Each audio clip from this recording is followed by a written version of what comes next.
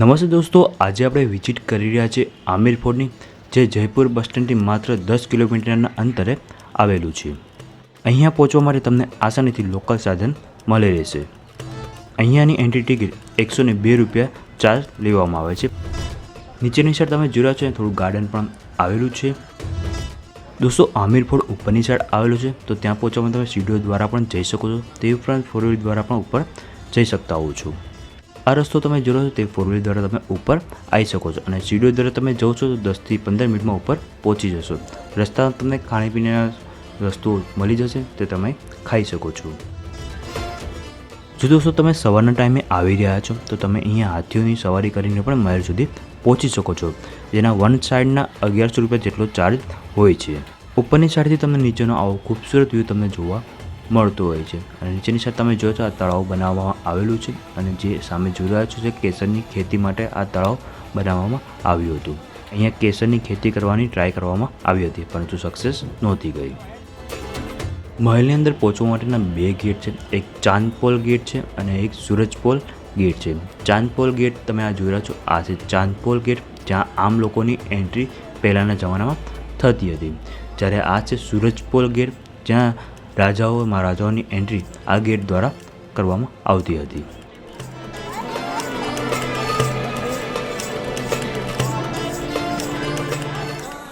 દોસ્તો, આ જગ્યા તમે જોઈ રહ્યા છો ત્યાં પહેલાં 27 વર્ષ સુધી દરરોજ માણસની બલિ આપવામાં આવતી હતી, પછી જાનવરની બલિ ચાલુ કરવામાં આવી હતી.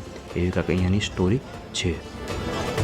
દોસ્તો, તમે જોઈ રહ્યા છો આ છે અહીંયાનો એન્ટ્રી ગેટ. અહીંથી આપણે અંદર જવાનું છીએ. અહીંયા સીડીઓ દ્વારા પણ જઈ શકો છો, તે ઉપરાંત બાજુ રસ્તો છે તેના દ્વારા પણ જઈ શકો છો.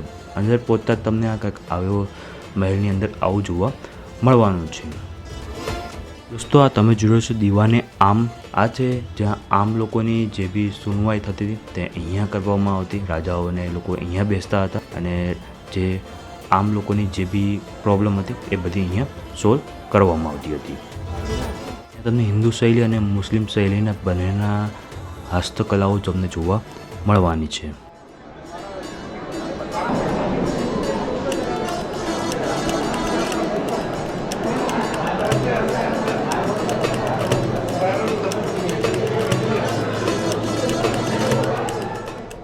દોસ્તો, આ જોડે તો 27 કચેરી.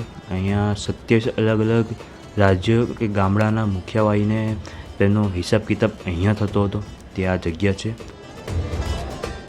રાજાના અંડર 27 અલગ અલગ રાજ્યો અથવા ગામો આવતા હતા, તેનો ટોટલ હિસાબ કિતાબ અહીંયા કરવામાં આવતો હતો. અહીંયાથી તમને આવો ખૂબસૂરત વ્યૂ તમને અહીંયા બહારનો જોવા મળવાનો છે.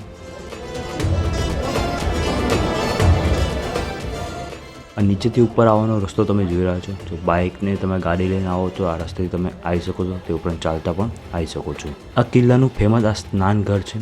અહીંયા હીટર પણ આવેલું છે. પહેલાંના જમાનામાં તમે હીટર પણ તમે અહીંયા જોઈ શકો છો. આ તમે જોયો બાથ ટબ, અહીંયા બાથ ટબ આવેલું હતું, અને આની અંદર ગરમ પાણી અને ઠંડુ પાણી બે આવતું હતું.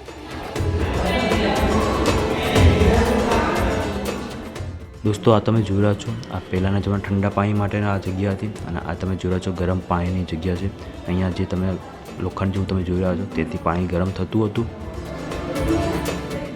જે જરૂરત પડે ગરમ અને ઠંડુ પાણી જે નીચે તમે લાઈન જોઈ રહ્યા છો તે લાઈન દ્વારાથી તે ટબમાં જતું હતું. આ રૂમ તમે જોઈ રહ્યા છો જે ચેન્જિંગ રૂમ. આ જગ્યા ઉપર મહારાણી રાણીઓ અહીંયા પોતાના કપડાને વસ્ત્રો ચેન્જ કરતા હતા.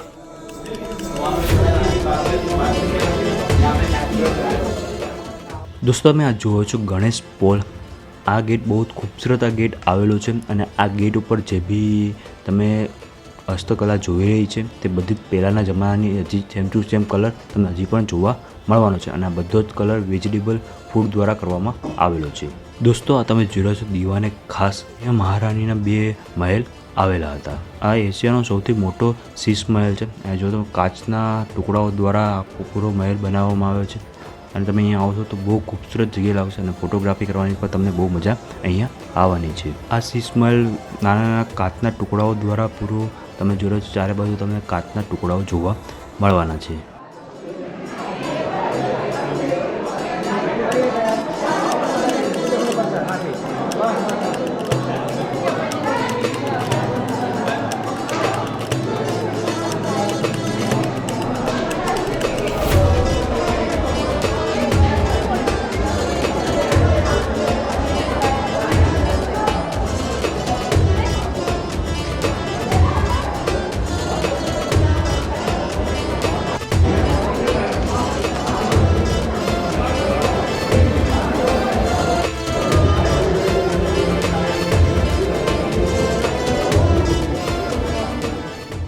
અહીંયા તમને પહેલાંના જમાનાના શૌચાલય પણ જોવા મળી જશે. આ તમે જોઈ રહ્યા છો, પહેલાંના જમાનામાં આ ટાઈપના તમને વોશરૂમ જોવા મળતા હતા. દોસ્તો, આ તમે જોઈ રહ્યા છો, પાણી નીચેથી ખેંચવા માટે આનો યુઝ કરવામાં આવતો હતો. આના દ્વારા નીચેથી પાણી ઉપર લાવવામાં આવતું હતું.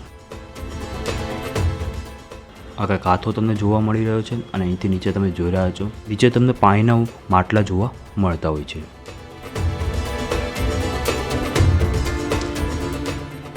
દોસ્તો, આ છે દીવાને ખાસ સુખ મંદિર. જ્યારે ગરમીનું વાતાવરણ હોય છે ત્યારે રાજા અને મહારાણીઓ આ પેલેસમાં રહેતા હતા.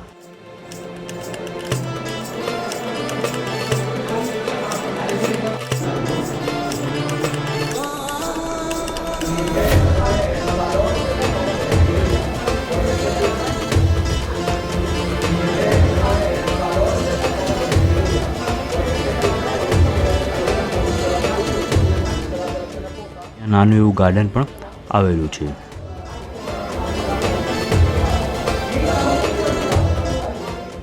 દોસ્તો, તમે આ જોઈ છો, આ છે રાણીઓનો મહેલ. અહીંયા અલગ અલગ રાણીઓના અલગ અલગ એક જેવા મહેલો બનાવવામાં આવ્યા હતા અને નીચેની સાઈડ તમે આ જગ્યા જોઈ રહ્યા છો, ત્યાં વચ્ચે રાજા બેસતા હતા અને તેમની બધી રાણીઓ અલગ અલગ જગ્યા બનેલી છે, તેમાં બેસી અને વાતચીતો કરતી હતી.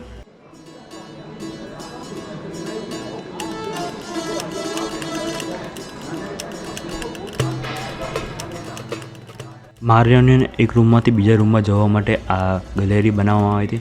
તેના દ્વારા એક રૂમમાંથી બીજા રૂમમાં આસાનીથી જઈ શકતા હતા. ઉપરથી ઊભા રહીને નીચે રાજાને જોઈ શકતા હતા.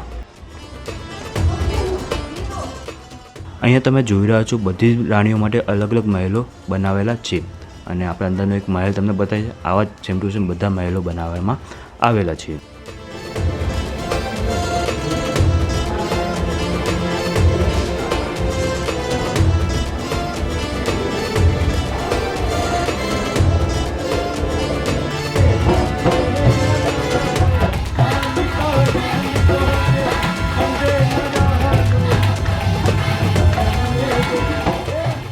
તમે જ્યારે બહાર નીકળી રહ્યો છો તો કંઈક આવી રસ્તો તમને જોવા મળશે, જ્યાં તમને અલગ અલગ ટાઈપની સ્ટોલ તમને અહીંયા જોવા મળવાના છે. કંઈક શોપિંગ કરવી હોય તો તમે અહીંથી કરી શકો છો. રાજસ્થાનની કંઈક યાદગીરી તમારે લઈને જવી હોય તો અહીંથી આવા બેચ પણ તમે અહીંથી લઈ શકો છો. આ કઢાઈ તમે જોઈ રહ્યા છો, પિક્ચરના શૂટિંગ ટાઈમે આનો યુઝ કરવામાં આવ્યો હતો અને તેની સામે તમને જયગઢ ફોર્ટ જોતી જવાની સુરંગ જોવા મળવાની છે. દોસ્તો, કેવો લાગે તમને આમિર ફોર્ટનો આ વિડીયો મને કમેન્ટ કરીને જરૂર બતાવજો. જો તમને મારા વિડીયો પસંદ આવતા હોય તો મારી ચેનલ લાઇક શેર કરવાનું ના ભૂલતા. ચેનલને સબસ્ક્રાઈબ કરી લેજો અને બેલ આઇકોન જરૂર પ્રેસ કરો, કારણ કે હું જ્યારે પણ નવો વિડીયો અપલોડ કરું સૌથી પહેલાં નોટિફિકેશન તમને મળી જાય.